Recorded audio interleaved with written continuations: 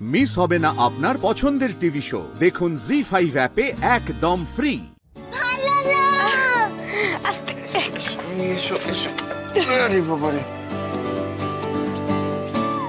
ভালো লোক, ইঞ্জেকশনে খুব লেগেছে। ভয় নেই, মাম্মা তো আমার বুবুনে মাঝে মাঝে পিঁপড়া কুদুস বলে টেস্ট করে। আমি তো ভয় পাই না, তুমিও পাবে না, কেমন? Good evening. Good evening.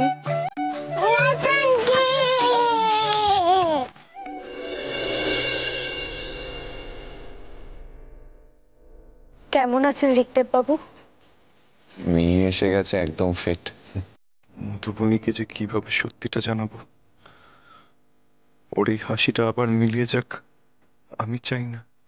এই যে এক্ষুনি বললেন মিহি এসে গেছে বলে পুরো ফিট, হঠাৎ চোখ মুখে এরকম চিন্তার ছাপ কেন?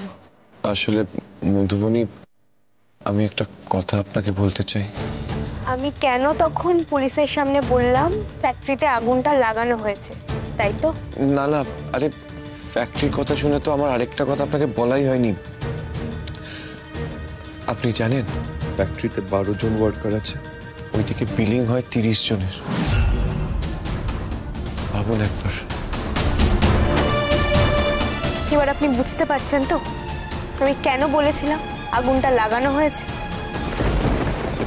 আপনি যাতে ফ্যাক্টরিতে গিয়ে তদন্ত না করতে পারেন সেই জন্য। হয়তো খুব পরিচিত কেউ করেছে, যে জানে যে আপনি ফ্যাক্টরিতে তদন্ত করতে যাবেন।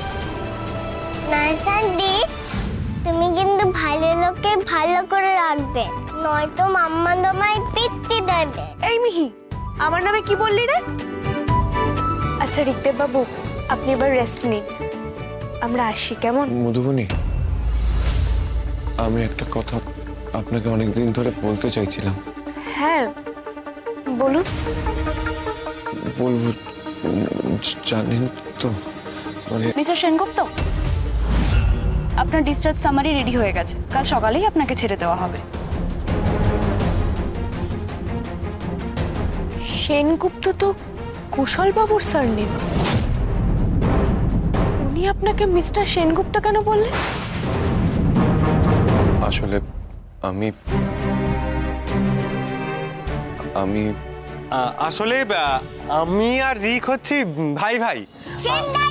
আরে ম্যাডাম মিহি, আমরা সেনগুপ্ত ভাই ভাই, আমাদের সারনেম এক।